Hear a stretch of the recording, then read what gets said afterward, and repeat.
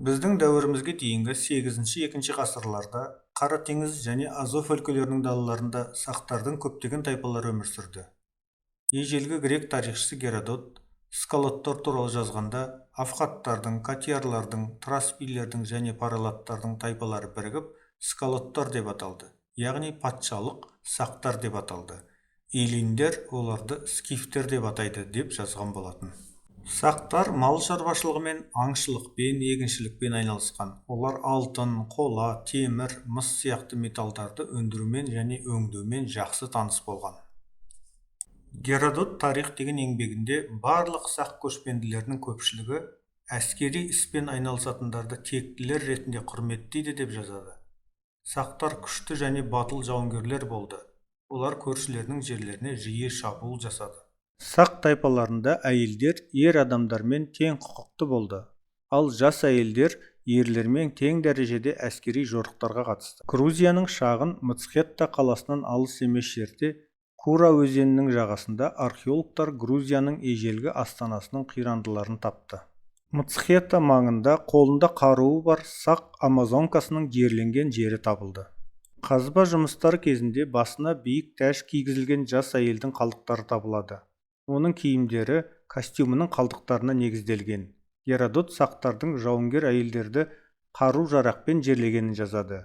Бұл әйелдің келбетін белгілі антрополог Михаил Герасимов қалпына келтірді. Біздің дәуірімізге дейінгі 2 ғасырда солтүстік Қырымда астанасы скифтік Неаполь болған қазіргі Симферополь қаласына жақын жерде сақтардың мемлекеті құрылды. Сақ мемлекетінің астанасы скифтік Неапольде қазба жұмыстарын археолог Павел Шульц жүргізді.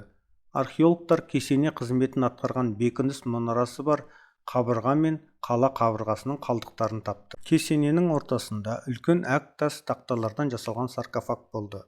Онда сақтардың ақсүйек жауынгері сақ патшасы жерленуі мүмкін еді. Кесенеден 1000-ға жуық алтын бұйымдар мен патша қарулары, күміспен көмкерілген қола дулыға, алтын мен күмістен жасалған әшекейлі сапты қылыштар, найзалар табылды. Герасимовке сақ адамының бет бейнесін қалпына келтіру үшін осы саркофагтан табылған бас сүйек берілді. Герасимов сақ адамын сақалымен бейнеледі, себебі көптеген сақтар сол заманда сақал жіберген болатын. Олардың сақалды беттерін ежелгі монеталардан, грек барельефтерінен және скиф вазаларының бедерлерінен көруге болады. Антрополог Герасимов қалпына келтірген сақ бейнесі скиф Неаполіндегі кесененің үстінен табылған скиллур мен оның ұлы паллак бейнеленген барельеф бөлігімен салыстырылды.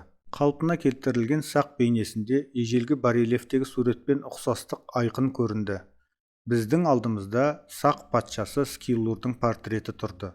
Тарихи мұражайда сақтаулы монеталарға біздің дәуірімізге дейінгі 2 ғасырда өмір сүрген сақ патшасы скиллурдың портреті соғылған еді. Портреттік реконструкциялардың сериясында бір кездері Днепр аймағында, Оралда, Орта Азияда және Сібірде өмір сүрген сақ жауынгерлерінің қандай болғанын көрсетеді. Таяуда Қырымның Белогорск аймағындағы Туак-Оба қорғанынан қазба жұмыстары кезінде біздің дәуірімізге дейінгі 4 ғасырда өмір сүрген сақтардың патша жұбы табылған. Зираттан 2 бас сүйек табылады, ер адам мен әйел адамдікі. Бұл ең жоғарғы элита, патша мен оның әйелі. Оның үстіне әйел адам жерлеу құрбаны болған және күйеуімен бірге өлмеген. Патша мен патшайымның бет бейнесі сақ патшасы скиллурдың мүсіндік бейнесін жасаған антрополог Михаил Герасимов әдісі бойынша орындалды. Археологтарды 20 жылқының жерленгенде таңғалдырды.